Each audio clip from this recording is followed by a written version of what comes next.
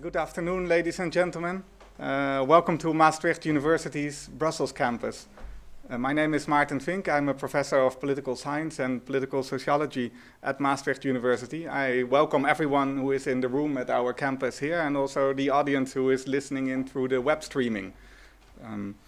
I welcome you on behalf of Maastricht Center for Citizenship, Migration and Development, MIPEX, which is an interdisciplinary research center of Maastricht University that brings together over 100 people working in the field of cross-border mobility, citizenship, transnationalism, migration, and development.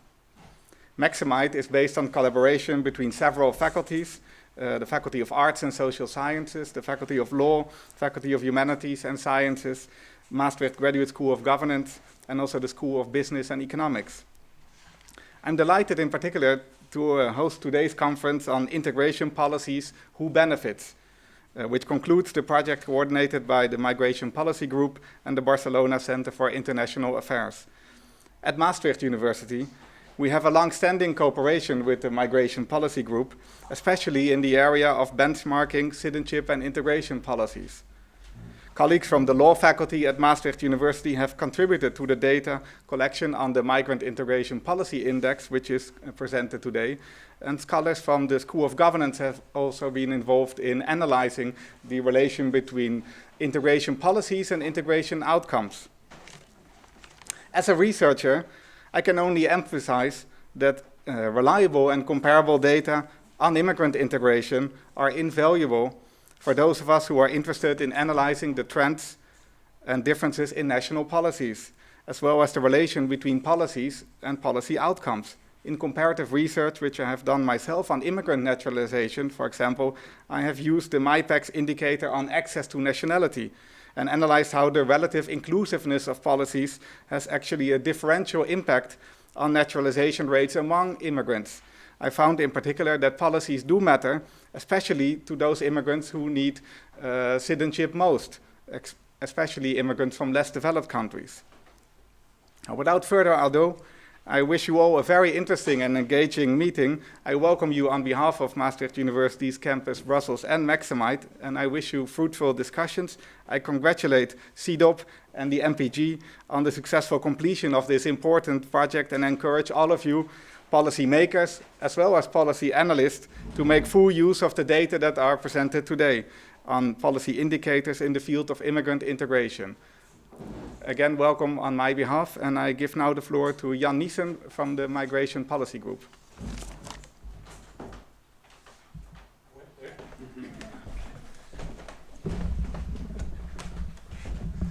Good afternoon. Thank you, Maarten, for this welcome. It's good to be back, and to be back at the occasion of the publication of the fourth MIPEX edition.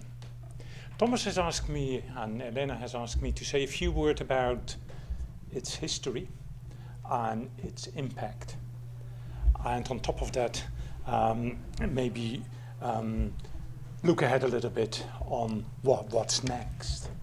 Now, he has given me 6 minutes, which could be interpreted as there is not much to tell about the history, and the impact, probably there isn't much neither.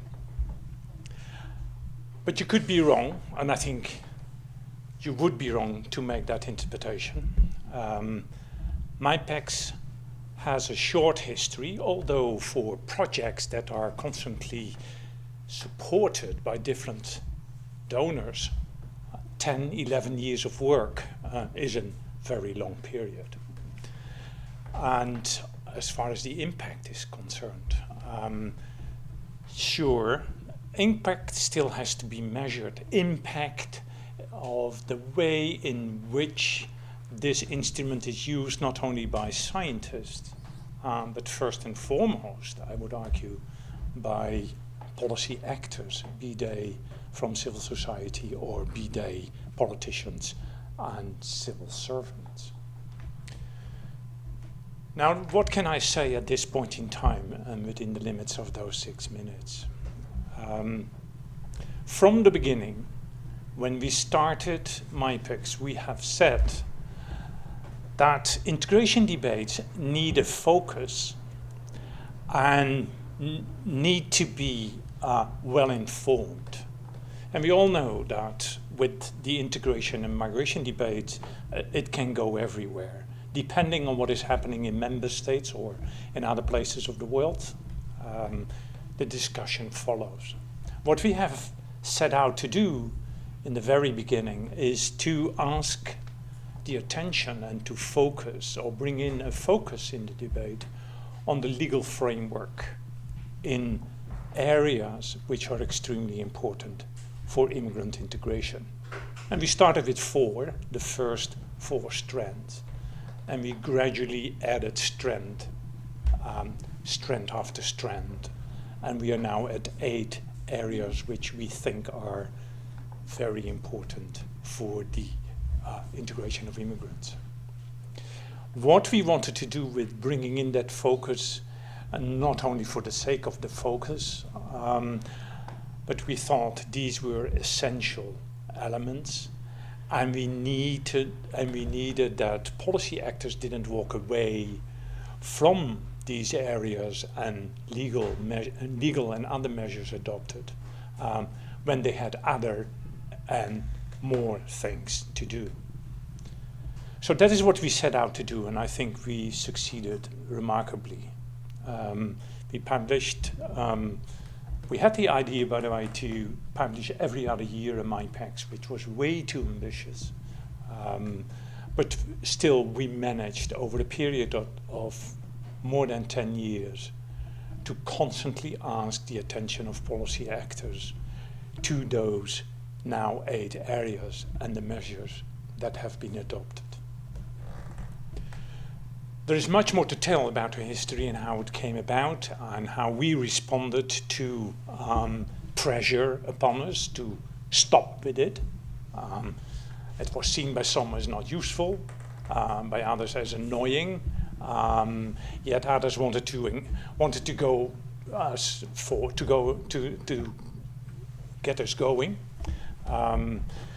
And that history certainly will be told, let's say, in the next 5 years. Maybe it's too early to look at the history in detail at this point in time. The impact, in my view, is certainly there. And although, as I said, we need more research, and the research hopefully will come, in the years to come as well. I'll give you 2 examples of where we think MIPEX had a considerable impact. In 2 countries in Europe, Portugal and Spain, we had high-level support from ministers responsible for immigrant integration, who at every edition were closely studying the results. And after the first and second edition told us that they wanted to improve and that they would go forward with their policy making, looking carefully what the effect would be on their position on the MIPEX scale. And we know from our friends and our policy analysts that indeed in this way MIPEX was used by the ministers in those 2 countries. Now, in another way, MIPEX is used by a whole range of civil society organizations that used MIPEX to describe in detail the situation in their countries, compared it with the situation in other countries, came to the conclusion that other policies were necessary and possible, and started to use MIPEX to diagnose, not only diagnose the situation in the country, but also to write very concrete proposals for policy change. And in particular, I think of a country like Malta, where that has been done, in my view, very successfully. So that is to say that MIPEX has an impact and has proven to be a useful instrument for policy makers and other policy actors to change policy. And that is exactly what we had set out to do when we started MIPEX some 10 years ago. So I'm extremely proud that the equipe of MPG and CDOP has concluded the research for this version. Again, with an extension of the number of countries. More countries are MIPEXed more than before, and that we were able to add yet another strand by adding health to the already 7 strands we had before we started the research for this edition. So I'm very proud. I looked extensively at the website this morning, so the website looks very good. There's an enormous lot of information, because that was the other extension. We have added a lot of statistical evidence, if you want, information. And it is all presented very clear. So it is an enormous and important source for all those who want to understand policies and change it. So my congratulations to the team. Very well done, and I hope that you all are going to use this wonderful tool to bring about policy change. Thank you very much.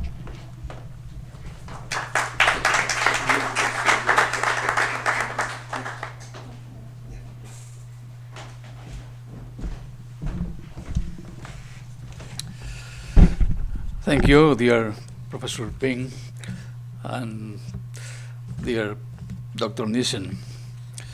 It's for me a great pleasure to present today the final international results of the project, Integration Policies, Who Benefits, the Development and Use of Indicators in Integration Debates, that has been co-founded by the European Fund for the Integration of 30 Country Nationals of the European Commission. Perhaps I could start and just finish saying it was wonderful while it lasted, but has been some more than this good and deep work. And to take some 7 minutes around to explain, not the history, because the history is explained by Jen, saying what is this 4th edition of the project, to say that the process of integration is specific to the needs and abilities of each individual and each local community. Although government policy is only one of a number of factors which affects integration, it is vital because it sets the legal and political framework within which other aspects of integration occur.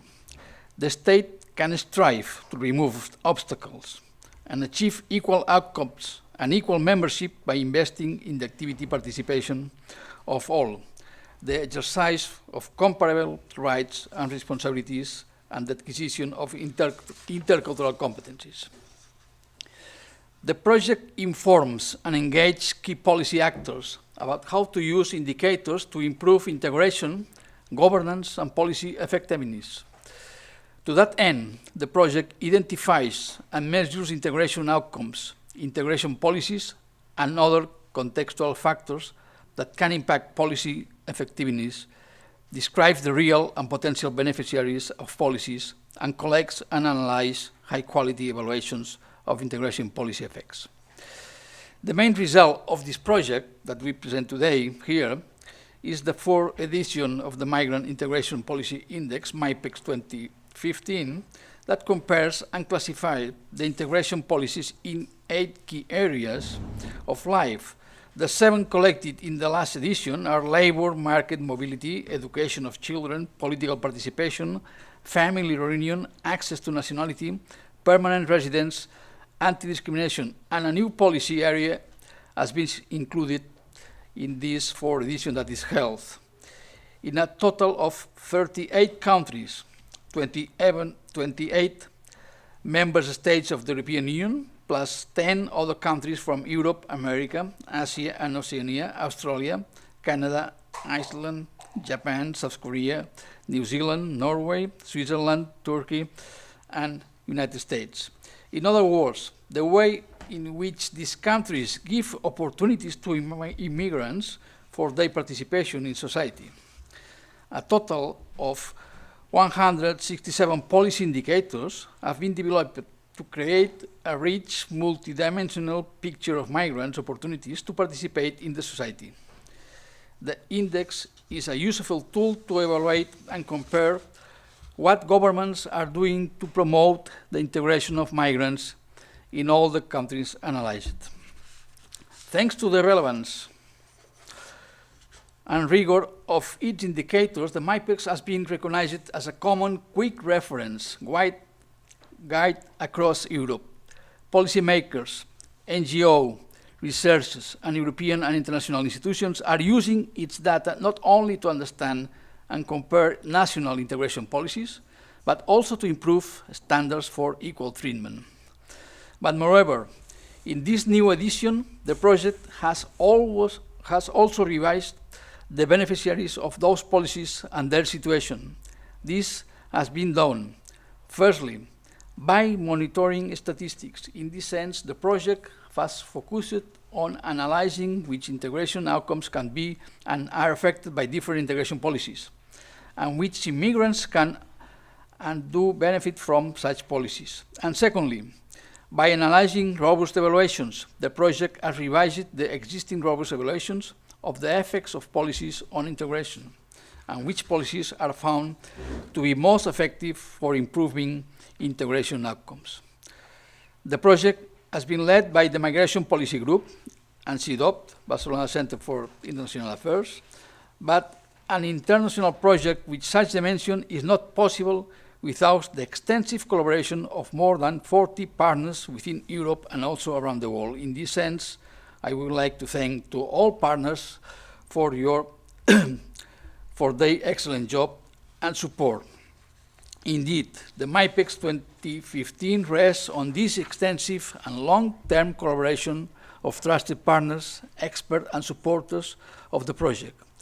We thank those who gave their valuable input and stakeholder and expert consultations on each of the MIPEX issues, as well as the usability seminar. We are extremely grateful to our network of partners for their energy and commitment to the MIPEX. We extend our full and heartfelt appreciation to the networks of experts, peer reviews, and country profile contributions, more than 150 in total, who shared their detailed knowledge to produce the comparative data on which the MIPEX depends. And before to finish my words, I give the thanks to the sponsors, the European Commission for its full support and trust during this project through the European Fund for Integration and Third Country Nationals, and to the Directorate General for Health and Food Safety and the Consumers' Health, Agriculture and Food Security Agency of the European Commission, and also the International Organization for Migration for their support in the research for the health strand. And finally, I would like to thank to the Maastricht University's the campus here in Brussels to host this meeting here today with us. Thank you very much. Thank you very much to the team. Thank you very much to all.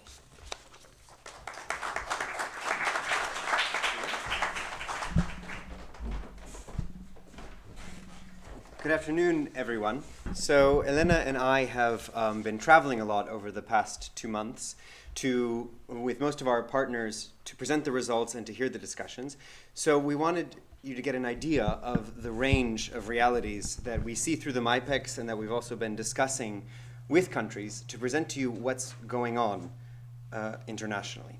So we wanted you first to close your eyes, and we wanted to take you to one of those countries that we went to.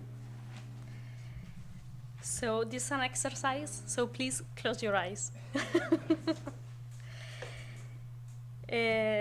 This is a history that we would like to share with you. Imagine that this is a country that's called, for instance, Equalita, where almost all non-EU immigrants enjoy a secure status and equal rights to participate in the country's economic, social, and democratic life. This country chooses to permanent residents, voters, and/or citizens after a few years, and their children automatically become citizens. all as a normal part of the integration process. Without a doubt, separated families are able to reunite when their sponsor has the basic legal income and housing expected of all families in the country, where there are clear exceptions and protection of vulnerable families. Of course, large number of newcomers and their children can and do participate in effective training and support to get the right professional skill, degree, or job. In this country, all residents are or have been learning the language to the best of their abilities through free and flexible courses and materials. Nearly all non-EU citizens are guaranteed equal healthcare coverage, in law but also in practice, have accessible information and equally quality care. Finally, most people in the country know their rights as potential victims of discrimination, and more are reporting these incidents. Thanks to the strong and well-resourced anti-discrimination laws and equality bodies, policies, and NGOs. Now, I know that you would probably want to stay in Equalita, but I'm going to take you somewhere else. So I'd like you to close your eyes, and I guess if I had to come up with a quick name for this country, I would call it Gastarbeiterland. So, welcome to Gastarbeiterland, where immigrants have almost no prospects for long-term integration. Non-EU workers are tied to their jobs, required to leave after a few years, and not able to access social security or any general or targeted support. People in the country are uninformed about what discrimination is and are unable to bring forward a case on their own without any dedicated anti-discrimination law, procedure, or equality body. Non-EU citizens are discouraged from becoming politically active because all are seen as potential threats and are denied even basic political liberties. The education and healthcare system are excluding legally and socially vulnerable groups and are non-responsive to immigrant-specific health needs. Hardly any non-EU citizens are allowed to reunite with their family or become long-term residents or citizens under the country's policies. The only exceptions are for people who have high skills, high incomes, or special family or ethnic ties.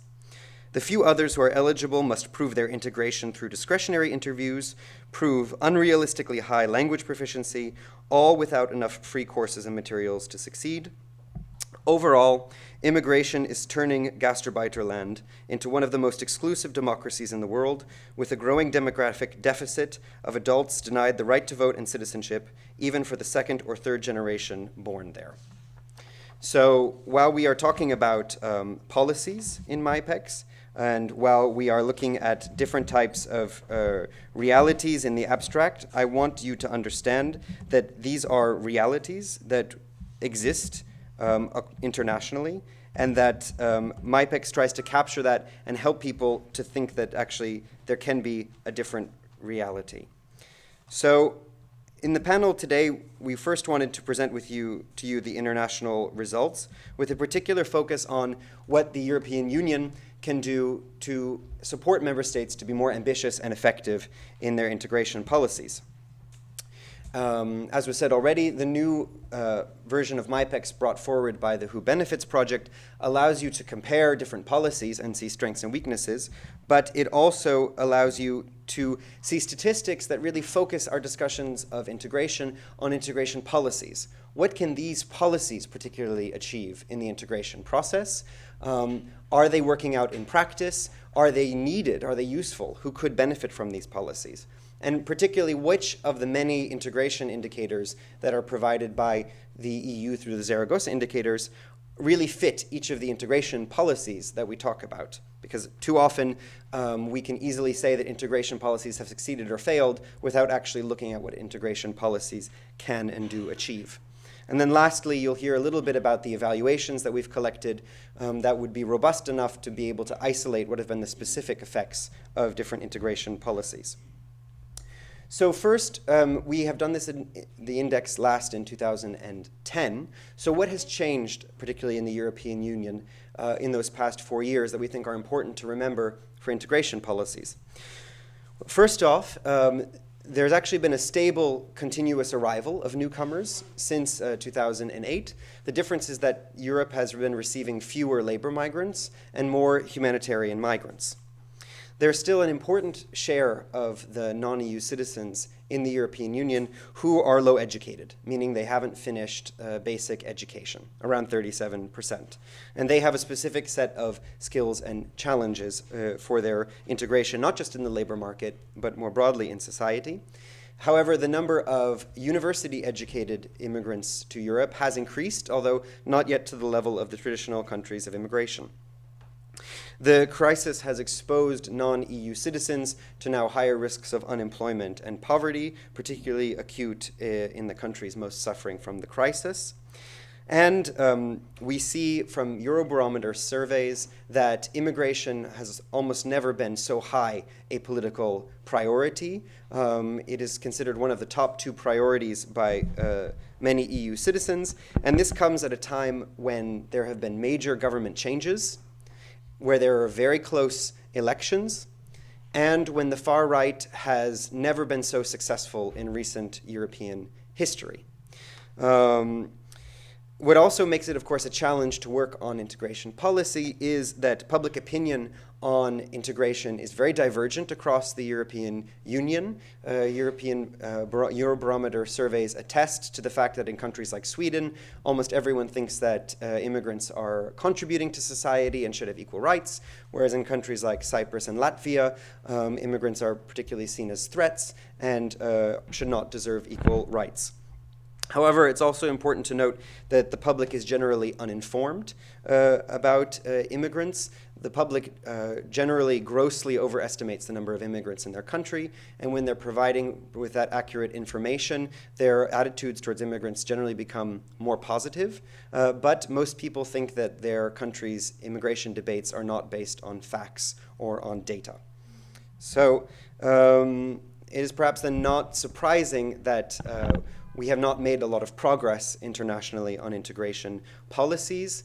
On average, if we look at those 8 areas and average them together, the average country would get a 52 out of 100, which in MIPEX lingo would mean that they create slightly more opportunities for immigrants to participate in society than they do obstacles. But both opportunities and obstacles are faced by your average immigrant to fully participate in society. Someone along this set of national events described saying, well, I guess you could say integration policies are very ambivalent, aren't they, towards immigrants and their abilities to participate in our society. The countries that have more inclusive policies tend to be the wealthier countries, tend to be older countries of immigration, and tend to have larger immigrant populations, but that doesn't explain everything. There have been a few countries that have made major progress on the index since 2010. For example, Denmark, Germany, Austria, the Czech Republic, Poland, and Bulgaria. Whereas a few countries have lost a few points, particularly Greece, where access to citizenship for the second generation and voting rights were revoked, as well as the Netherlands and the United Kingdom, where the focus on restricting immigration has led to major restrictions of the abilities of people to become permanent residents, citizens, reunite with their family, and also in particular in both countries, a removal of the kind of support that immigrants were receiving in those countries to learn the language and find their way on their labor market. The new kinds of data that we provide in MIPEX, I think, make clear that across Europe we have common needs to work on integration policy. For example, about 5 to 7% of non-EU citizens, by our estimates, are separated from their couple. And we know that vulnerable groups are most affected by restrictive family unification laws. It's important to remember that most non-EU citizens are long settled in their countries. By our estimates, about 3/4 have been there for 5 or more years. So when we're talking about integration, we should remember that we're not usually talking about newcomers. We're talking about people who are settled in our society. And as you will see, many of them are already long-term residents. And many are coming now for reasons like family reunification and humanitarian migration. Those are groups that are most likely to settle long-term. So even if we're talking about newcomers, we have to remember that many of the newcomers coming to Europe are rather unlikely to return to their countries of origin. There is definitely a need in many other areas to look at the integration policies. By our estimates, on average in Europe, a third of non-EU citizens are not in employment, education, or training. And among those, very few have recently accessed any form of training. Relatively few who were unemployed were able to take up any unemployment benefits. So they had to find a job without the kind of training or benefits that most people use to find jobs. Immigrants tend to be more concentrated in disadvantaged schools. Even if you're looking at immigrants who have low-educated mothers and compare them to citizens who have low-educated mothers, immigrants with low-educated mothers are much more likely to be in schools with many low-performing pupils of disadvantaged backgrounds. And then lastly, we see that hardly any of the victims of racial, ethnic, or religious discrimination in Europe are even taking the first step to justice by filing some sort of complaint to the equality body. So I think if we look at the situation, we clearly need to expect more of our integration policies today. Now, overall, what have we learned about integration policies and their relationships to outcomes? I would first say that the links between integration policies and outcomes are usually not so clear. However, there are a few areas of MIPEX where we see very strong correlations between the policy that's in place and the outcomes that that policy tries to effect. So, for example, we see that countries that have more inclusive family reunification policies are the countries where non-EU citizens are more likely to reunite with their families, and countries with very restrictive policies, as you'll see later, make it almost impossible for non-EU citizens to reunite. We also see that countries that facilitate labor market mobility and education tend to also have more immigrant adults and children who are getting access to some kind of basic training. We see that the countries that facilitate permanent residence, voting rights for foreigners, and access to citizenship are also the countries where immigrants either become permanent residents, citizens, or voters, and that countries with strong, long-standing anti-discrimination laws are the countries where more people generally know their rights as victims and where we see more complaints being registered. The challenge is that that's not enough. Just that people are using their rights is critical, but we have to see how they're using their rights and their opportunities. Generally, immigrants are underrepresented in what we know, for example, are the most effective employment and education support measures. So for example, many immigrants get a generic language class, but the language class that's going to help you best get a job is a job-specific or a work-based language course. And as I said, most immigrants get a generic offer, which doesn't tend to be as effective than the most effective programs. Secondly, there's of course a lot of new spending on integration policies across Europe, and at least if you look at outcomes, it seems like a lot of these investments are still very new or very small scale, or are too general to have a big impact on the overall outcomes of immigrants. Thirdly, we were looking for robust evaluations, which one of my colleagues will speak about, but we often see that when policies are changed, it's usually not because there's been a pilot or an experiment or an evaluation that brings evidence to why a policy is needed and what response will be most effective. Most integration policies are based on politics and promises that are made to an electorate, in which case we have to ask which electorate asked for this type of policy. And lastly, and again, one of the researchers involved with MIPEX will tell you about this, integration policies are very strongly linked to public opinion. And so the two evolve as dynamics. To end the kind of overall comparison, just to say, if you go into the MIPEX results, you're going to see that we have found very interesting relationships between policies, beneficiaries, and outcomes. And you can read the results in many ways. You can look at the policy indicators and see which countries are more ambitious, but you can also look at some of the beneficiaries and outcome indicators to see which policies seem to be reaching the most people and having the greatest impact. And we were interested to see, I was just yesterday in Sweden, that Sweden comes comes out again as the country that has the most ambitious integration policies, ranking number 1. But also if you look at the beneficiaries and outcomes and you compare the policies in Sweden to other European countries, immigrants in Sweden are much more likely than immigrants in other countries to reunite together with their families, to get some form of basic training, to become long-term residents, voters, and citizens, and to have a population that is knowing and using their rights as victims of discrimination.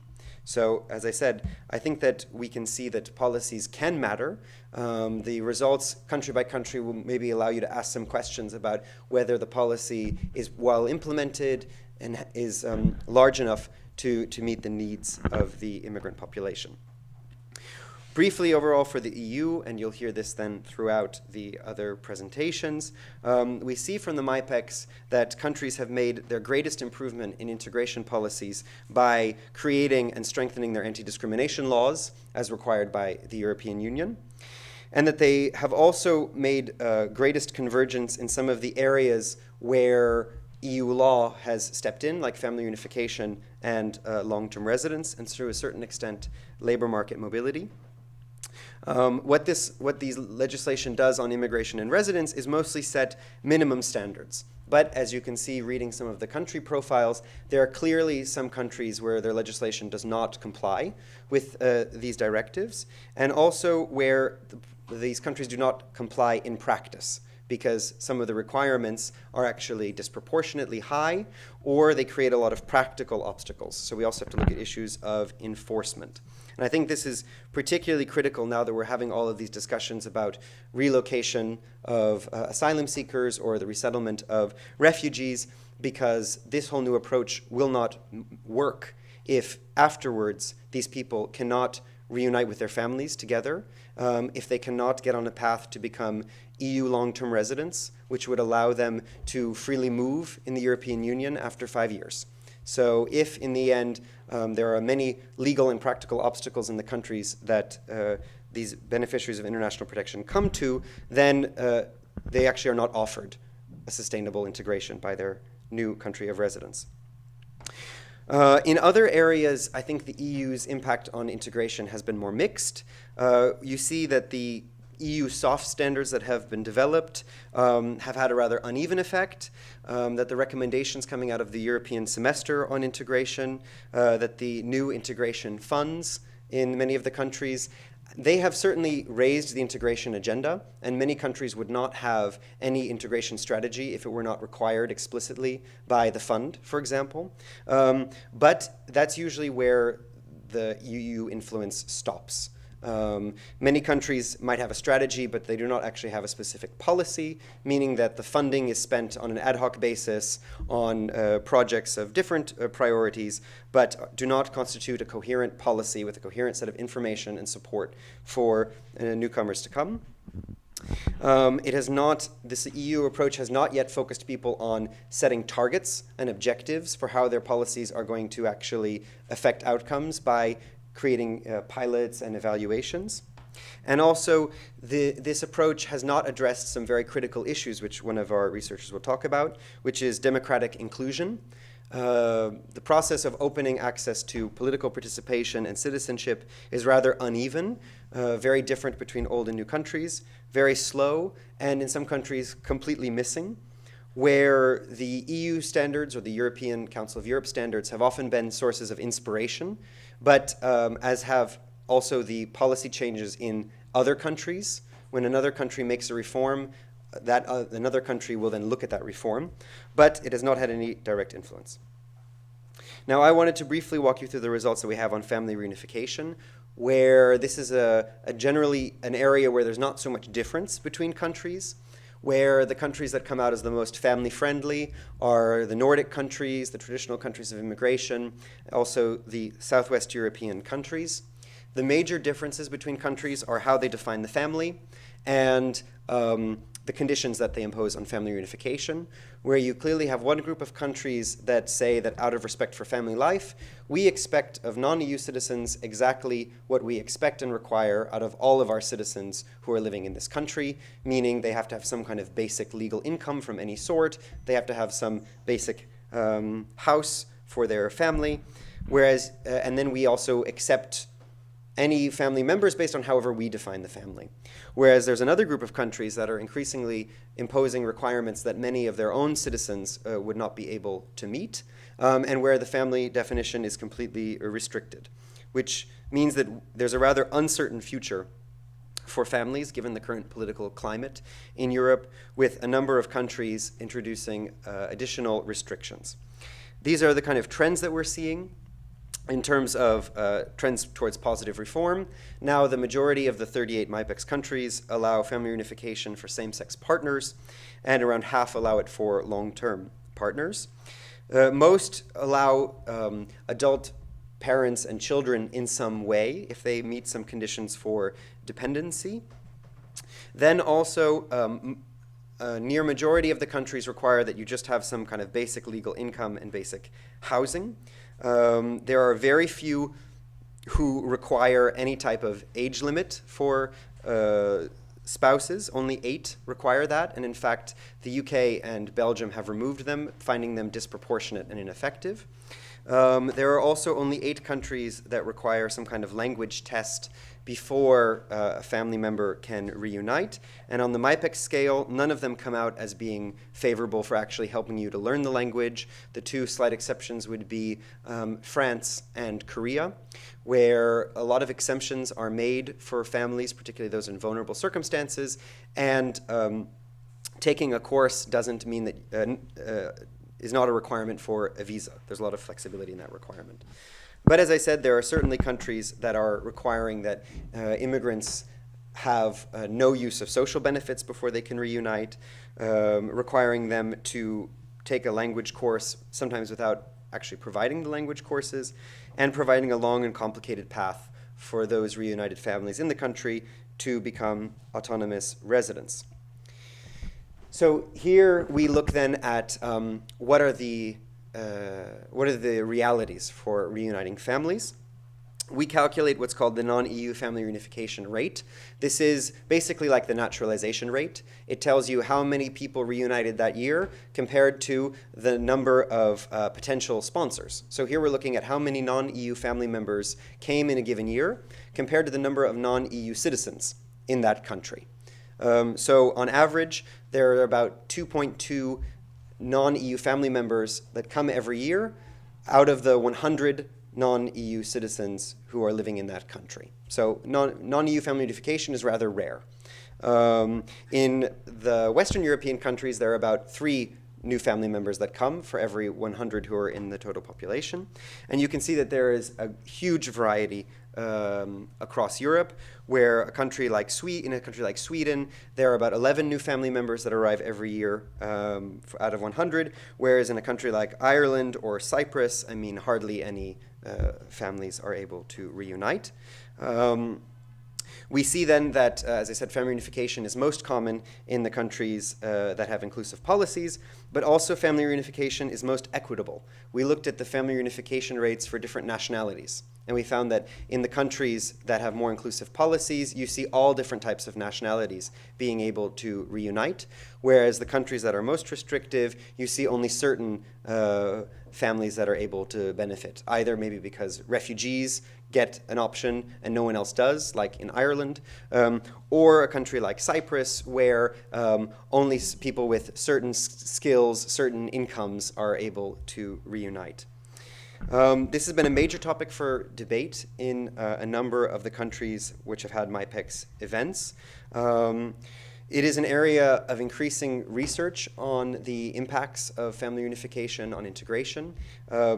Just to say that the OECD, from its PISA study, concludes that family reunification should be rapidly promoted so that children arrive when they are very young, preferably before compulsory school, because it will make them easier to reunite. Now, we've also looked at who could benefit from family reunification policies. We don't have statistics on this, even though it actually would be rather easy for countries, when immigrants apply for a legal status, to figure out who already has family abroad.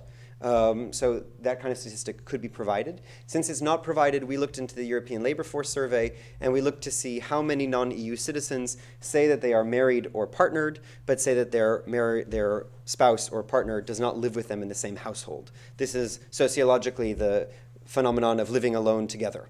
And now living alone together can mean that the people are living in separate houses or in separate cities, but we saw that this kind of incidence of separated families was much higher among immigrants than it is among non-immigrants.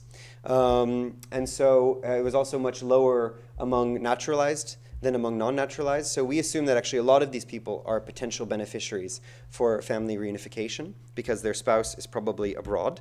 And as I said, on average, about 5 to 7% of non-EU citizen adults were separated from their spouse. And I think that the results here tell volumes about the policy in Cyprus, where a third of non-EU adults are separated from their spouse. And as you see, Cyprus is one of the countries where hardly any non-EU citizens are allowed to reunite. Long-term residence is also regulated by an EU directive passed around the same time, where we see that there are not then that many differences across countries, either between old or new countries of immigration. And there have been very few changes in this area. Countries very rarely tend to change their path to long-term or permanent residence. Two counterexamples would be in Denmark, where the government has now undone many of the restrictions that were put in place by the previous liberal conservative government supported by the Danish People's Party, and also made sure that immigrants were actually able to get enough language support to pass the requirements for permanent residence. A counterexample would be the United Kingdom, which as part of the migration cap has imposed an extremely high income requirement for migrant workers to be able to settle long-term, imposed a high language requirement and some of the highest fees in the world. So far, the European Commission has been looking into this directive, and its 2011 report deplored its weak impact in the EU member states. Generally, if you've been in the country for 5 years, you can then apply on most types of temporary permits, and you just have to prove that you have some kind of legal income. You might have to prove that you learn the language, but in many countries you get language support to pass the requirements. Again, where countries diverge most are on the conditions that are required to become a long-term resident, where they are extremely restrictive in countries like Cyprus, Greece, Latvia, Malta, Switzerland, and the United Kingdom. What we see is that countries are increasingly introducing language requirements for long-term residents, and this is often demanded without supporting. So meaning that you have to speak a very high level of the language, but you're not guaranteed enough free courses to actually attain that level. There are a few countries that are requiring that you've had no access to social benefits and that you pass some kind of integration requirement, but that is still the minority of cases. So what we see when we look at the statistics, as I said, is that across the European Union, actually around 3/4 of non-EU citizens have already lived in the country by our estimates for 5 or more years. So actually most people could, according to the EU directive, or should, be able to reunite. But then when we look at how many have, it differs enormously country by country. We count only around 12 million permanent or long-term residents. So what you see in this graph in the light pink is the potential, so the share who've been there for 5 or more years, and in red you see the share who are long-term or permanent residents. And you can see that there are enormous gaps across countries. So I think that makes it a bit clearer if you look here. In blue, what you see is out of those who've been there for 5 years, how many are long-term residents? So it shows you very clearly where those gaps are. And so what you see in a country like Sweden, Latvia, Luxembourg, Estonia, the United Kingdom, Germany, to a certain extent France, most people who've been there for a long term have a long-term or permanent stay. Whereas in countries like Denmark, Bulgaria, Ireland, the Netherlands, Greece, Portugal, Cyprus, there's a huge gap between those who could be long-term residents and gain by that a secure resident status, and finally the equal rights as citizens to find jobs on the labor market, to pursue education, to enjoy social benefits. Those people are kept on a on a different status. So based on that, actually, we've come up with a different categorization of what these countries are, because we see that the residence and the citizenship policy really determines immigrants' path to permanent residence. So you see then there are countries, let's call them the permanently temporary countries. Those would be the countries with the red bar below them. Austria, Hungary, Luxembourg, Greece, Cyprus, Ireland, Denmark, Bulgaria, where we see that immigrants' access to permanent residence and to citizenship is restricted. And so most of the people who've been there now for 5 or more years are permanently temporary. They're on temporary visas. They're discouraged from investing in their integration. They do not have equal rights. Then let's say we have the second-class citizens countries. Those are the countries that are underlined in blue, like the Baltic states, Italy, Czech Republic, Germany, Switzerland, and Spain. And in these countries, then, most of the people who've been there for 5 or more years are long-term residents, but their access to citizenship is very restricted. So they actually remain long-term residents, even though they would qualify for citizenship based on their time in the country. The countries in green, the United Kingdom, Sweden, Slovenia, France, Croatia. These are, let's say, the countries that facilitate access to citizenship and long-term residence, where those who are not going to naturalize become easily long-term residents, and those who can naturalize tend to naturalize.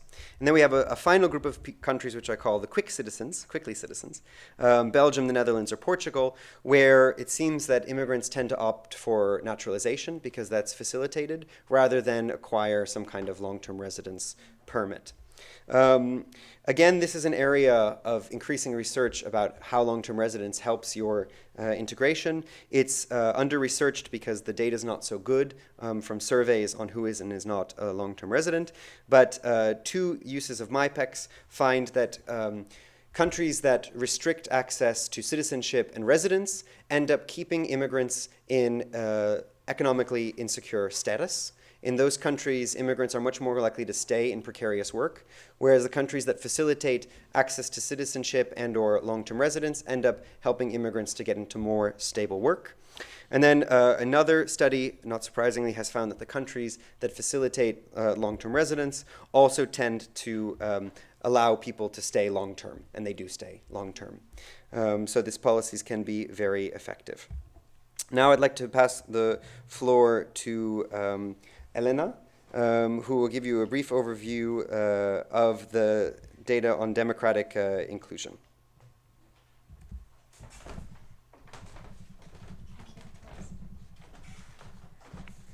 Okay. Thank you. I'll try to do it quite quickly because I think that we have a lot of to this afternoon. So as Thomas mentioned, I'm going to focus on democratic inclusion indicator. This for us is like the mix between political participation and access to nationality. I will mention the policy indicators, but also I will try to explain you a little bit some data about beneficiaries, impact, and outcomes. Oh, sorry. Yeah, here we are. So we will start with information about the policy indicators. Basically, as you can see in the slide, there is quite a lot of difference between the countries. And also, as you can see here, in taking account the different colors, the pink one and the blue one, political participation is a slight area of weakness for integration policy across the country. This is quite clear if we focus in Eastern countries. Sorry. If we focus in Eastern countries, and also we can check like the Western countries are more slightly favorable than the Eastern. On average, immigrants are slightly more discouraged and encouraged to participate through the standard civic channels, limited voting rights for foreigners, weak consultative bodies, and poorly supporting immigrant organizations. Immigrant political opportunities differ, as I said, enormously between countries. In Western Europe, immigrants enjoy greater opportunities. This means that could vote or have the right to vote, strong consultative bodies, more support from immigrant organizations, and more outreach from mainstream organizations and authorities. And in contrast, political participation is missing in their integration policies in Central Europe and Baltics. Despite this weakness, immigrant political opportunities are not getting much better over time. Only one point have increased on average from 2010 from the MIPEX before. So let's check about, here it is, real beneficiary, what is happening about real beneficiary in political participation. This is basically how many non-EU immigrants are eligible to vote. What looks clear, as you can see in the map, is that more inclusive voting rights lead to higher shares of enfranchising non-EU citizens. Inclusive voting rights have expanded the franchise to nearly all non-EU citizens, like in Estonia, Finlandia, and Ireland. A large number of non-EU citizens have also been enfranchised at local level in Denmark, Netherlands, and Sweden. This is more or less around 85%.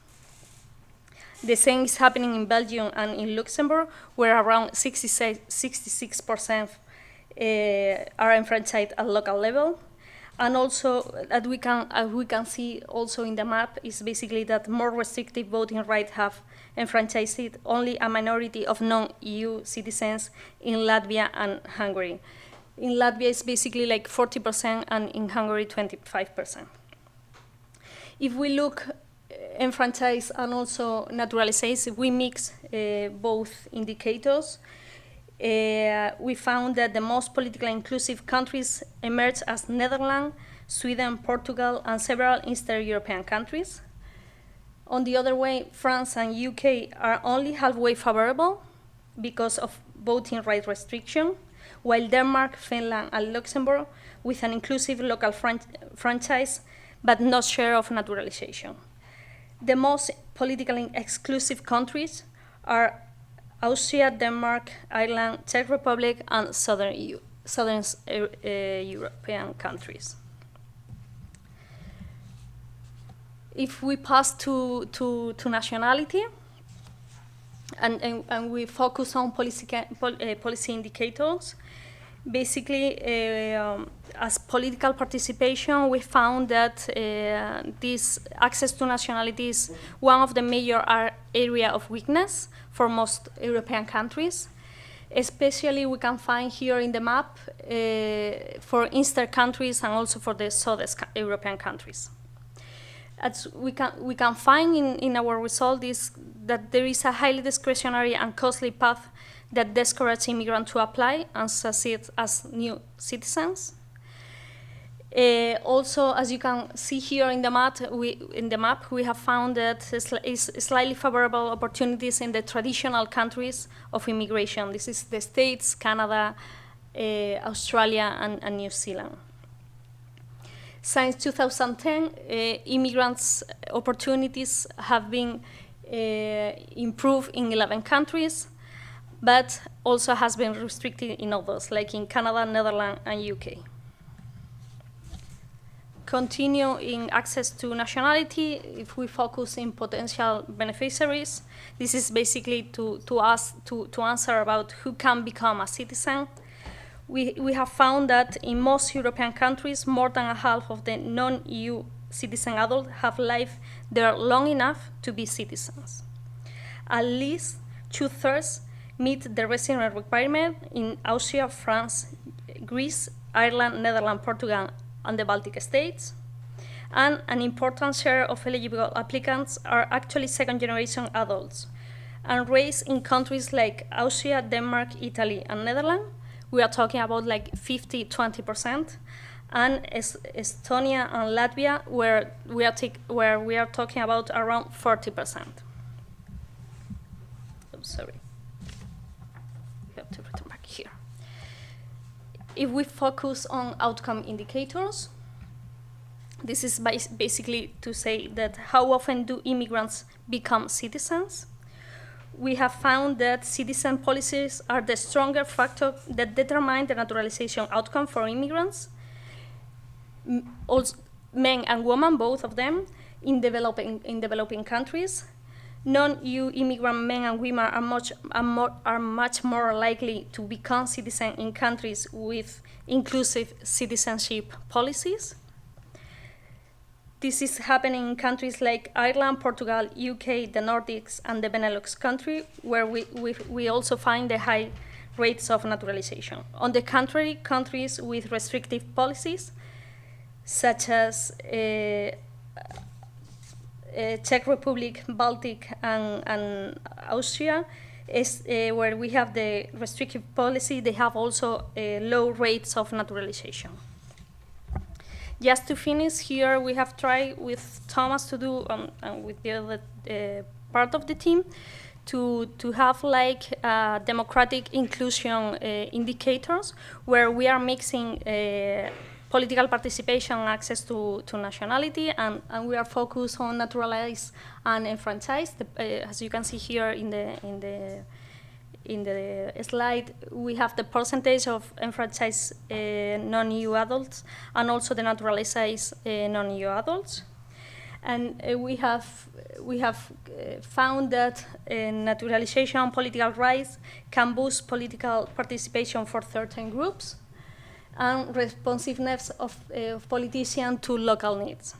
But also, naturalization also boosts labor market integration, discrimination, protection, reporting, mobility, and social outcome.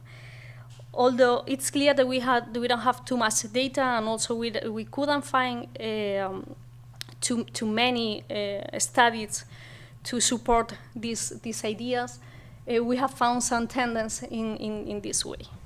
So I leave the floor to Annalena. Thank you. I don't know what is Annalena. Is this one?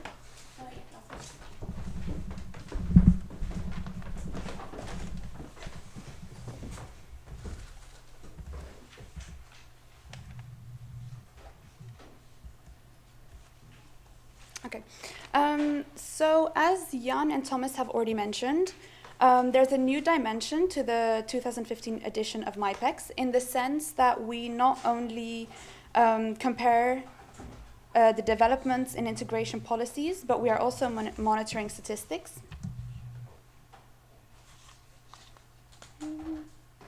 This is still your presentation. Hold on, sorry.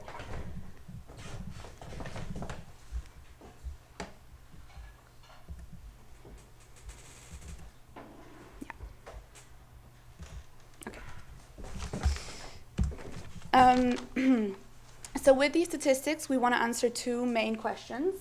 The first is, which integration outcomes can and do different integration policies affect? And secondly, we want to answer which immigrants can and do benefit from these policies.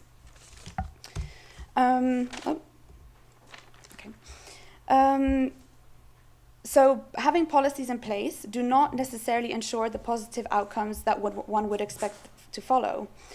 Policies are only really effective when they are implemented and monitored. So it's encouraging to see that more and more researchers are using MIPEX data to test these relationships between policies and outcomes.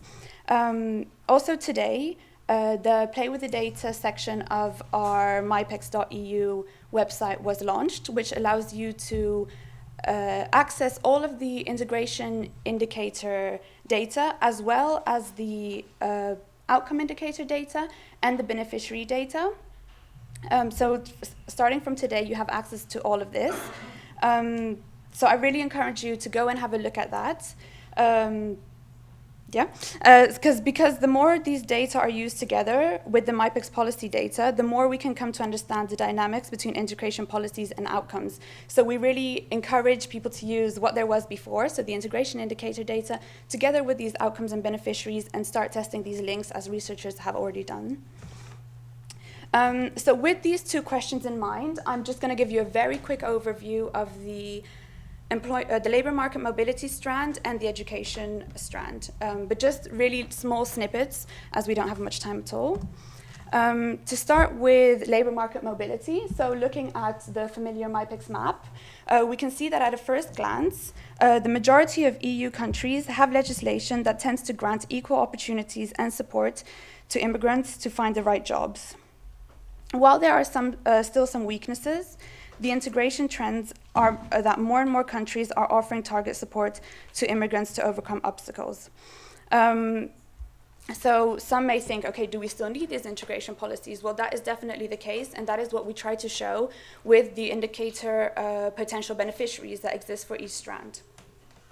So looking at the potential beneficiaries for labor market mobility, we still see that there is a large pool of people who can benefit from these policies, as we find that a quarter up to a third of non-EU nationals in European countries are not in employment, education, or training. This is our outcome indicator for labor market mobility. Here we measured the employment rates for native-born as well as non-EU-born. And we did this separately for men and women, and we also did a disaggregation by educational attainment. Here we have showed the gaps, because here we take into account both the native-born population as well as the non-EU-born population to really show how they correspond. So while we find that low and high educated immigrants are usually just as likely to be in a job as non-immigrants who have the same educational attainment, so this suggests that over time labor market integration does take place. We also find that the major challenge is actually getting immigrants into the right jobs in terms of their qualifications, which I show here. So here we can see the overqualification gaps between non-EU born and native born populations. So in terms of employment quality, long settled non-EU immigrants are often still in worse jobs than non-immigrants. The university educated immigrants are twice as likely to be overqualified in their job. High educated men and women are much more likely to be working below their qualifications, especially in Southern Europe and Northwest Europe, with the only exceptions being Ireland, Portugal, and the United Kingdom. And we even see that, for example, in Italy and Luxembourg, these gaps are very, very big. So in Italy, university educated non-EU born is nearly 3 times as likely to be overqualified for their job in comparison to a native born university educated Italian. So this was really just a quick overview for labor market mobility. Now I'll quickly continue to education. So here in the first map, I'm showing the country averages. And next to that, we have the pool of potential beneficiaries. So share of first and second generation pupils in these countries. So the country scores are generally weak, and very few countries have a native-wide framework for how schools should provide access to immigrant children and target specific needs. So while these numbers are still fairly low in, for example, Central Europe, these numbers are steadily increasing, and therefore, so the main problem really is that many countries leave it up to individual schools decide whether to provide specific targeted needs. So for example, to really employ teachers who have had intercultural training, or to provide students classes in their native languages or extra classes in the country's native language. So this is a lot of the time still left up to the school. And lastly, this is the outcome indicator for education. And here we compare how many immigrant children who have a low-educated mother end up as math low achievers in comparison to non-immigrant children with low-educated mothers. So the reason we focus on children with low-educated mothers is really as a control, because research finds that parental educational achievement is a strong predictor of one's own educational outcomes. So this is why we have chosen to really focus on children with low-educated mothers. And from this graph, we can see that a number of educational systems, at least by the second generation, are able to guarantee that immigrant children with immigrant parents are doing just as bad or good as non-immigrant children. So in certain cases, even though we see that it's similar levels, so when it's at 1, again, we chose to show this gap because in certain countries, it's also the native-born children who are doing really badly. So then it doesn't really make sense to show just for the immigrants and kind of distort the view. So that's why we choose to show the gap. So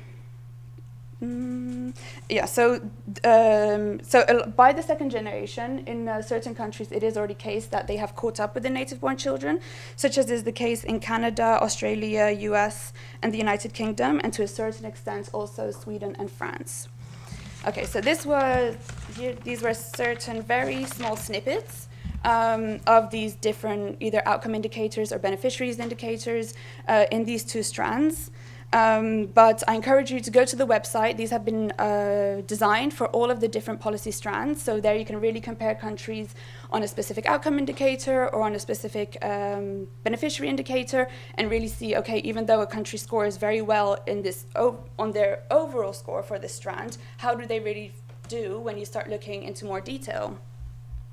And lastly, so we hope with these kinds of statistics that we are providing about the need for integration policies, that the potential outcomes to monitor will also help us to have more in-depth future discussions on how these policies are working in practice and what kind of policies are needed.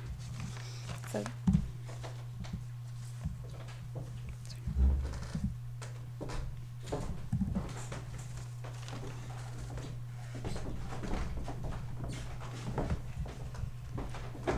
Well, hello everyone. I hope you're still with us after these very intense presentations about the results of MIPEX 2015. I'm really excited to be here and share with you the results on the impact evaluations. Well, as you know by now, integration policies who benefits project has the objective of going beyond what the legislation say and with the new edition of 2015. But one of our objectives has been also to actually really look at the links between policies and the outcomes.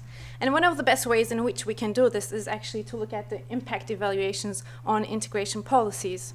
So in the past 1.5 years, with cooperation with some of the national experts of the MIPEX project, we've been really looking at impact evaluations conducted in the integration field. And we were specifically looking at good quality, robust, quantitative impact evaluations, which could really claim some kind of a causality between the policies, the programs, and the integration outcomes. So basically, as a result of this, our objective was to provide the current state of knowledge on impact evaluations and explore impact evaluations with a cross-national comparative manner, as a result of which we could draw conclusions about the success and failure of the projects. And as a result, we also wanted to give suggestions for future research and policy changes. So what we've done is to look for the studies in various countries, right? And unfortunately, we ended up finding out that there are not so many impact evaluations in the integration field, with the exception of labor market mobility. And what else and the other conclusion that we saw was that actually there are impact evaluations in certain countries, but there are almost none in other countries. So what we found is that we find most of the impact evaluations in countries where there's already a very strong evidence-based policy making and systematic data collection, such as the Scandinavian countries. And when these countries conduct impact evaluations in general, they also benefit, so the immigrants also benefit from these research because they take part of these impact evaluations.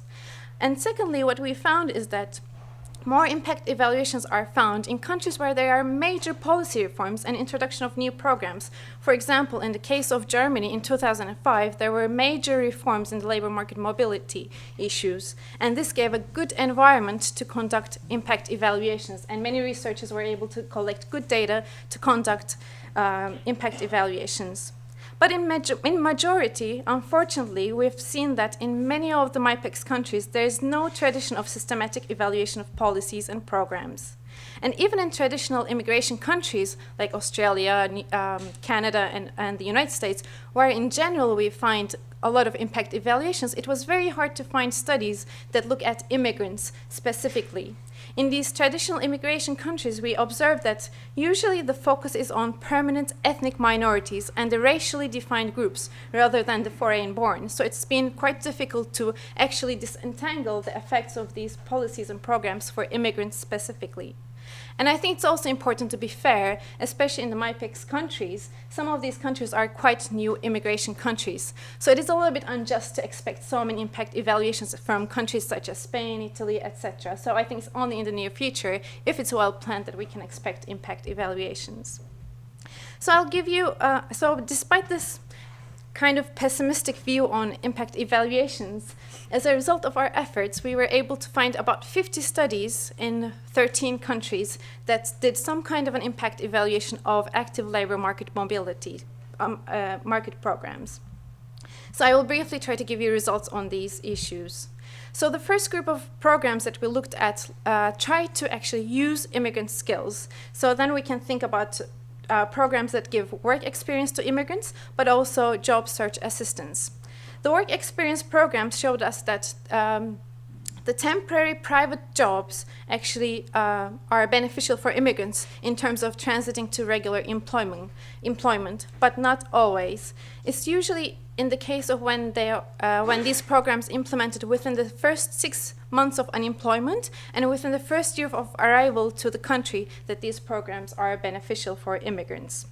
And conversely, actually, temporary public employment opportunities are not that beneficial. And one of the reasons for this is that public employment is usually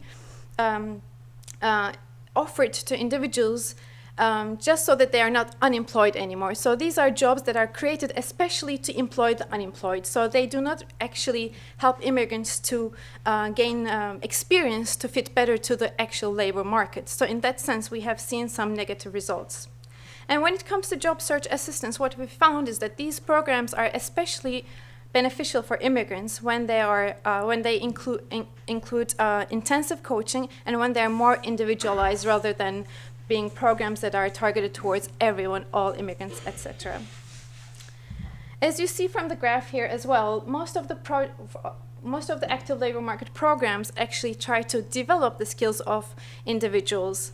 And vocational training is one type of program that is both for natives and immigrants, but the programs that seek to ensure country-specific skills are programs that are targeted only for immigrants. So with vocational training, what we've observed is that they are very valuable programs under the condition that they go hand in hand with work experience, because they have the potential of locking the participants in these programs. That is to say, while being in a training, the immigrants, the natives or the immigrants, they don't have the opportunity to take regular employment. So we actually extend the period during which they are unemployed. When it comes to ensuring country-specific skills, I'm referring more to the general introduction programs and the language trainings. And about these programs also, the trick is again, like the potential of having, the risk is to, again, to have these lock-in effects. And most of the research that has looked at the short-term effects of these programs have concluded that they are not always beneficial, again, due to this lock-in effects. But what I would like to say here is that it's actually quite important to have a broader understanding of impact when it comes to these integration programs, especially, because their effects might be actually more long-term rather than the short-term. So rather than focusing only on short-term effects, it's important, especially within this policy program types, that we look at medium to long-term effects as well, because their effects might go beyond regular employment in the shortest run. And finally, we also looked at programs that try to activate immigrants. So here I'm talking about more the programs that give startup subsidies to immigrants, and they seem to be very positive. However, the problem here is that the group of immigrants who might be interested in becoming employers is not that big, so they actually target a very small specific group. However, the results have shown in general that they are quite positive, and one of the advantages of these types of programs is that they actually also create more jobs for others as well, because the immigrants themselves, they become employers who can actually employ other individuals as well. So these were briefly the conclusions of our report, which is going to be published very soon, actually, and I think you can find much more details about all these studies. And there's also a database which shows all the literature that we have reviewed if you're interested in these topics. Very briefly, I just want to conclude by discussing a little bit the way forward with the impact evaluations. I think the research that we've conducted just showed that there is no golden rule about the effectiveness of active labor market policies. But I think the study that we've conducted at least shows that they are crucial to understand under what conditions different types of programs work the best for immigrants.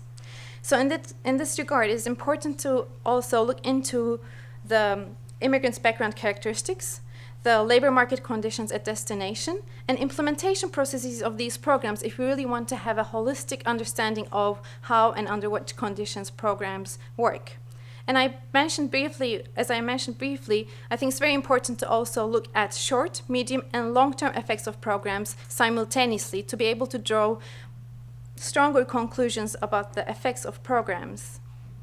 Another issue that we found that was lacking in most of the impact evaluations was that immigrants were taken as a lump sum group. So it was very rare the case that subgroups of immigrants were taken into account.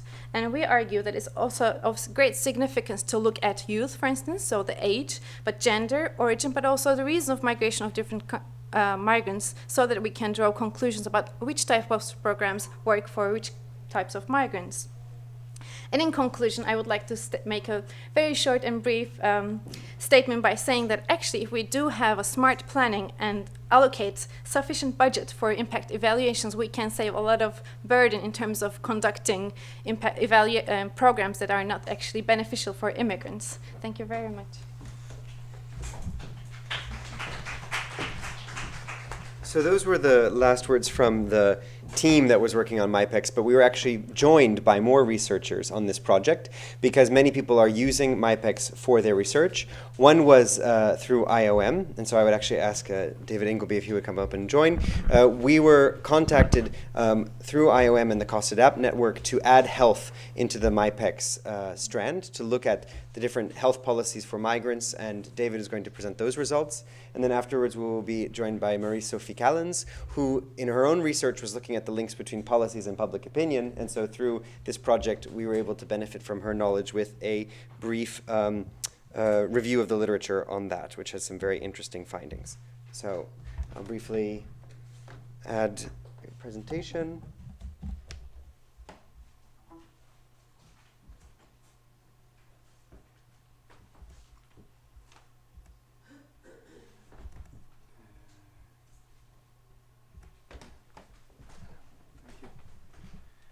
Thank you, Thomas. I want to say a few words about the background to the health strand before talking about the results.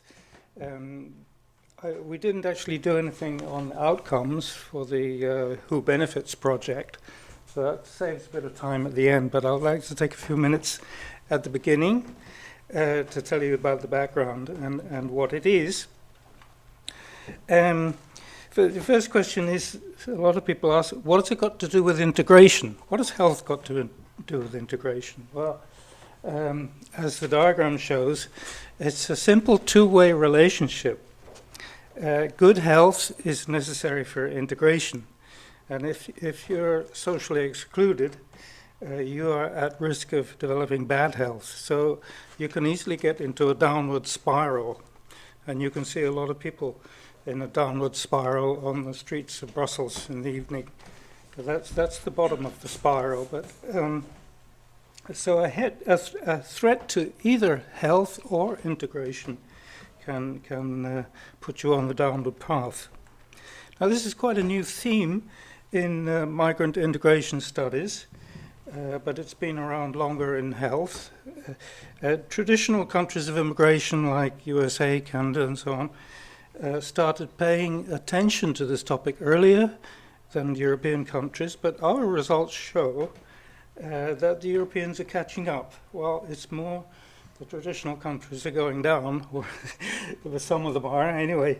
But we don't have to be ashamed of what we're doing. The first question is, what does our questionnaire measure? And there are two main things: the willingness to include migrants in the health system, which we call inclusiveness, and responsiveness of the health system to migrant special needs. And there's a third one which is quite important, which is the attention that a country pays to the social determinants of migrant health. In other words, the health in all policies approach. For example, do you keep asylum seekers in conditions that damage their health? And of course, this is very important, but you have to remember the context. We are one of 8 strands, and the other 7 strands measure some very important social determinants of migrant health. So the rest of MIPEX is also about health, but in a rather indirect way. So we have a fairly narrow focus, but it's not just about health care. We're talking about the health system, which means health services, including prevention, health promotion, and health education. And those 3 are sometimes more important than access to good treatment. So let me tell you a little about how it came into being. It's an example of serendipity, I think, the occurrence of events by chance in a beneficial way. It joins up 4 major projects which just happened to be there at the right moment in time. And those are these 4. The first one finished before we began, and that was the Council of Europe recommendations, which laid down a framework for good practice in migrant health policy. And it was a very thorough framework because it was a revision of an earlier framework, 2 years of very intensive consultations spent on it. And it gave us a very useful set of criteria for, when is a health system migrant friendly. The next one's the IOM's EquiHealth project, fostering health provision, etc. This is perhaps the most important one because it provided the money. It was quite an expensive exercise, and IOM provided the money and also organized the logistics of collecting the data in many cases. That's co-financed by DG Sante. Then there's the cost action ADAPT, which I was running at the time, which provided the expertise. It's a network of 130 migrant health experts in 30 countries. And finally, last but not least, of course, MIPEX was just happened to have a new round coming up at the right moment in time. And the most important thing is they were willing to take a leap in the dark and try adding health to their ingredients. And that, I think, is very much due to Jan Niesen, with whom I had many very interesting discussions in 2013 and 14, I think it was. And we finally got the show on the road. And if any of these 4 projects had not been there, it wouldn't have been possible. So it's quite an amazing achievement. And it was a lot of hard work and negotiation. But so today is quite a historic moment for us. So I'll move on. The questionnaire. What is in the questionnaire? Well,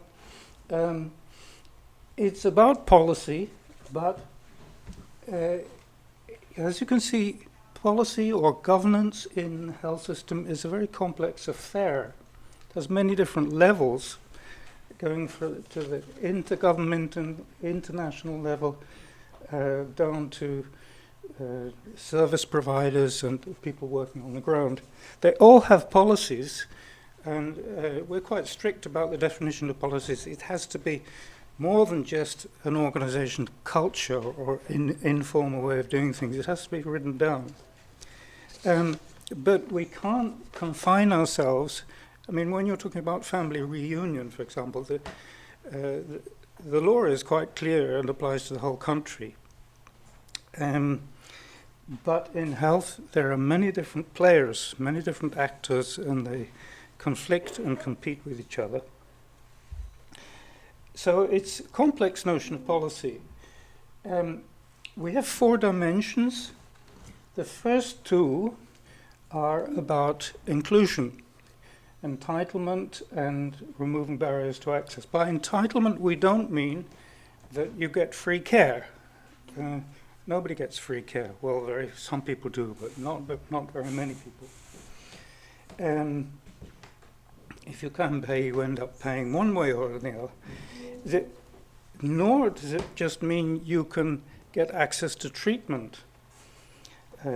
Certainly not if you have to pay the bill yourself. It means you get affordable care. And we also look at administrative barriers, not just what the law says you can have, but what the bureaucracy allows you to have, which is sometimes quite different. And then we have access barriers, which are mainly to do with finding the way, finding your way to the health service provider. So those are inclusiveness, and responsiveness is the actual delivery of services, which has to do with overcoming language barriers and cultural barriers, and finding out what people want, what their real needs are. And very important measures to achieve change, which are flanking measures or supporting measures. And they are very important, because if you don't have them, we have shown that you don't get responsive health services. You can't have one without the other. So turning to the results are, well, the first one was very gratifying, which is that this scale is very reliable. It's very homogeneous. It is the technical terms, the Cronbach's alpha is 0.86, which is pretty good going for this kind of research. And it also has a statistical structure that corresponds to the semantic structure. In other words, the first 2 variables,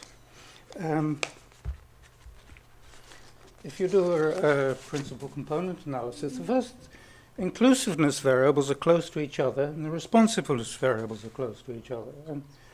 And it could have turned out otherwise if we'd chosen the wrong items. So the first thing to say is you can use the total score. That is legitimate and valid, but you can also split it up along these 2 dimensions. And you have then countries that are strong in one and not in the other. So if you look at the top left-hand corner, the quadrant, you can see, France, Japan are very inclusive. You're welcomed with open arms, but they're not going to take any notice of your special needs. And UK is a very interesting case, the opposite.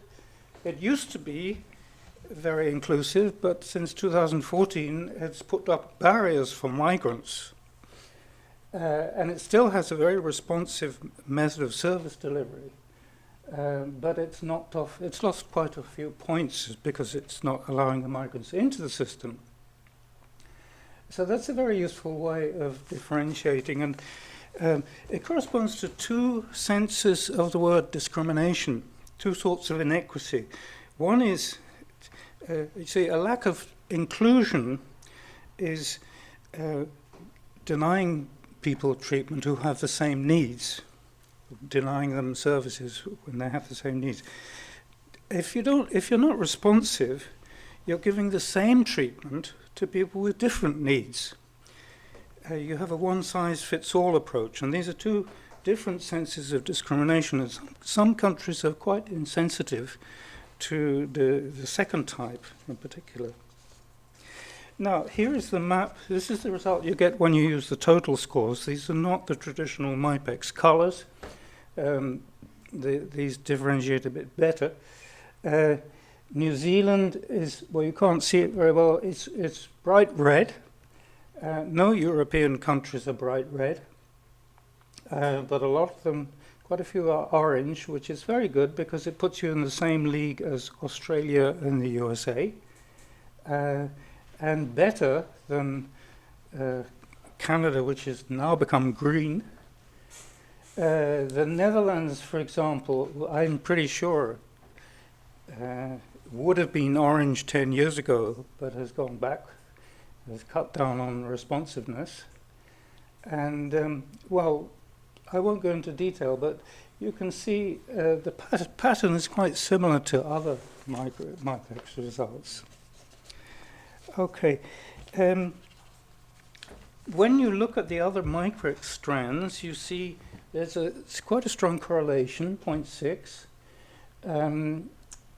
Mainly with the responsiveness section C, responsive services. Portugal, for example, is much worse on health than it is on other MIPEX indicators. Switzerland and Austria are the other way around. They do much better on health than you'd expect from their other MIPEX scores. But in general, there's a pretty good correspondence. So I would say, you know, MIPEX, health belongs in the MIPEX family. Here you have another factor analysis. Health is down here. The nearest MIPEX strand is political participation. Then you have education, access to nationality. It has no connection with family reunion and long-term residence. And don't ask me why that is. I'm going to spend the next 6 months trying to find out.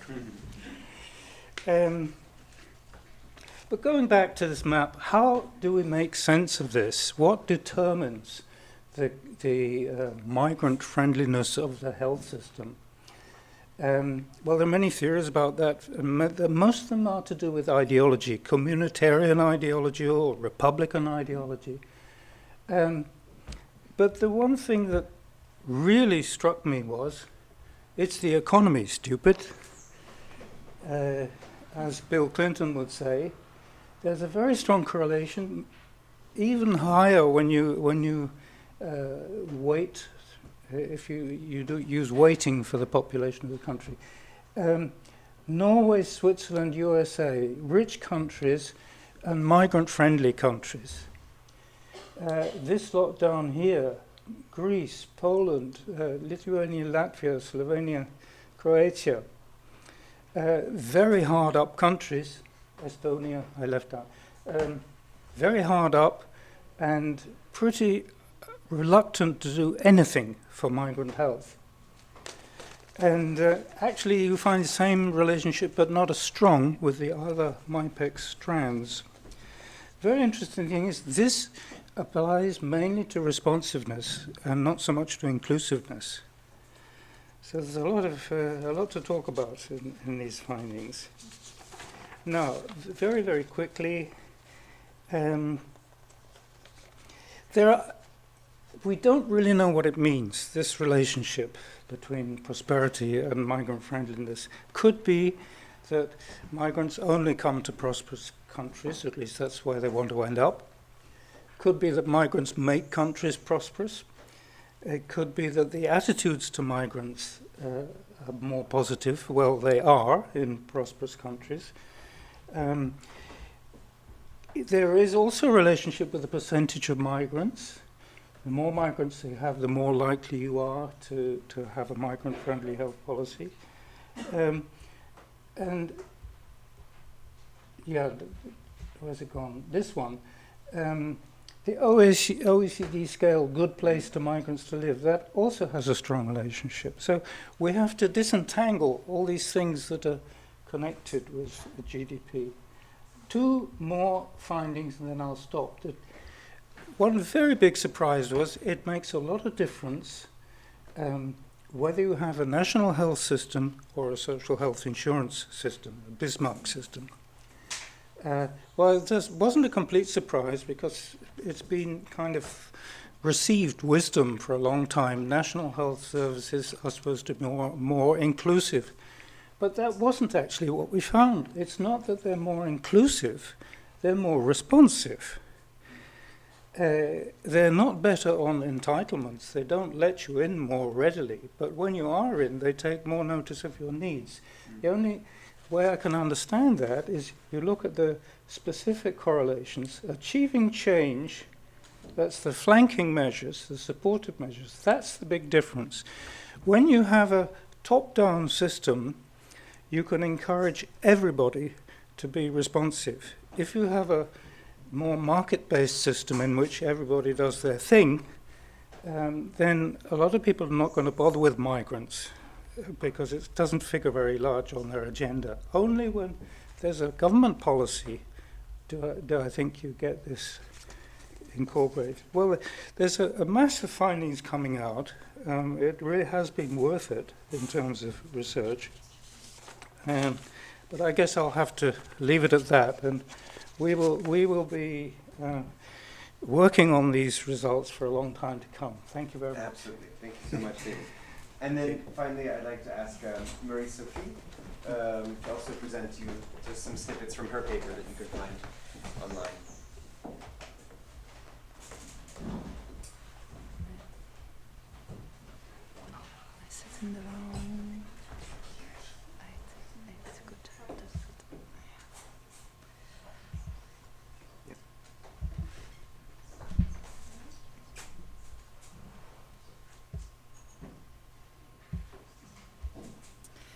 So I promise I will be very short. I'm actually a PhD fellow at the University of Leuven here in Belgium and at the Luxembourg Institute for Socioeconomic Research.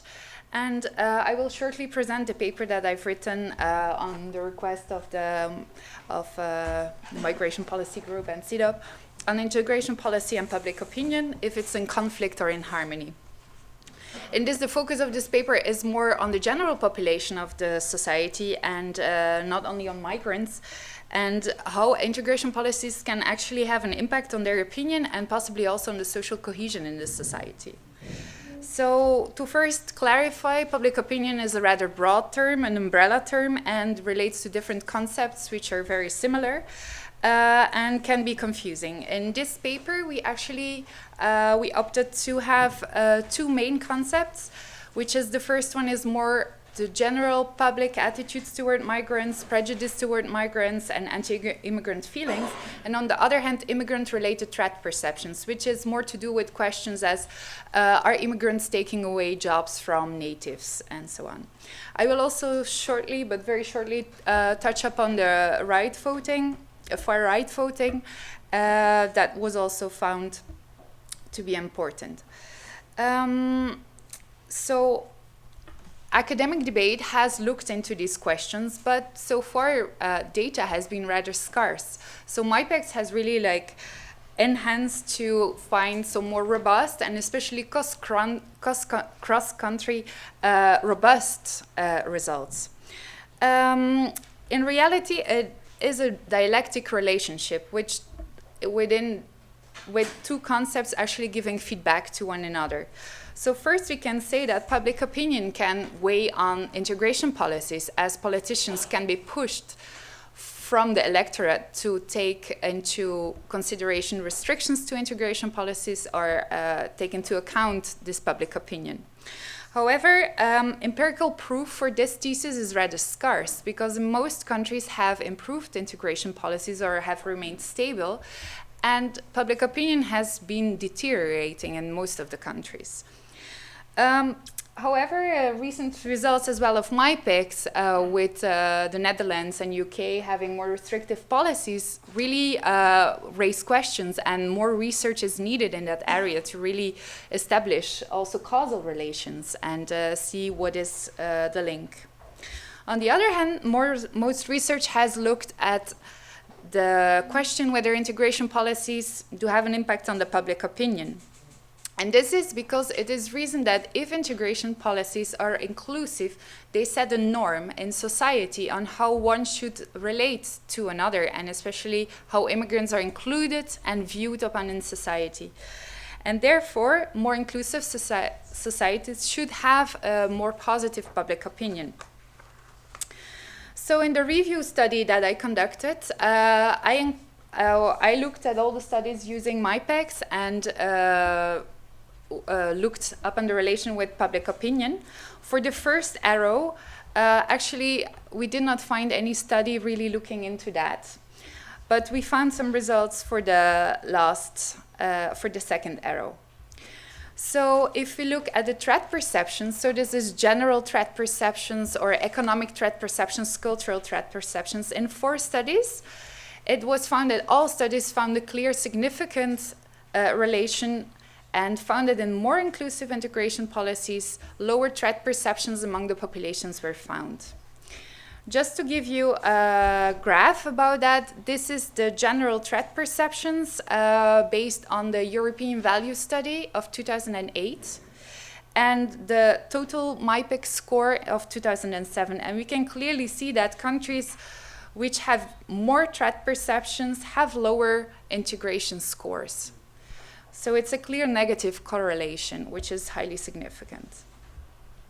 On the other hand, if you look to more general anti-immigrant attitudes, out of the 8 studies, 6 studies found an effect that more inclusive integration policies are associated with a positive attitude toward immigrants. The 2 other studies did not find any effect, so they also didn't find the opposite. And lastly, far-right voting, it's not really public opinion, but a consequence of, it could be a consequence of very negative public opinion. And there we found 3 studies. However, only one of them, the last one, where it's used MIPEX data. So other studies used own other indices of integration policies. However, there was no proof that actually in countries with more inclusive integration policies, people are less likely to vote for the extreme right parties. So I would like to thank you for your attention, and just to sum up what was found in the review study, and it's actually that integration policies do seem in harmony with the public opinion. And results so far seem to suggest that integration policies shape the framework and norms in society and how one should deal with another. And this is quite an important finding. However, research is quite new, and I think it's in full development, and more results will come out and show the real impact of it. More details can be found in the paper that is distributed at the entrance and or on the website, or you can send me an email always. Thank you very much for your attention. Thank you. So as you see, the Who Benefits project has answered a lot of these questions of who is benefiting from integration policy, what people think, so much so that we are running out of time. So in the interest of time, we will take a 10-minute coffee break. I see some of our high-level panelists are here. I don't see all of them, so I need to make sure that all of them are here. If not, we have more time for discussion. But after the high-level panel, then we will have time for the Q&A and then for our World Cafe. So please join us for a coffee over here. Thank you very much.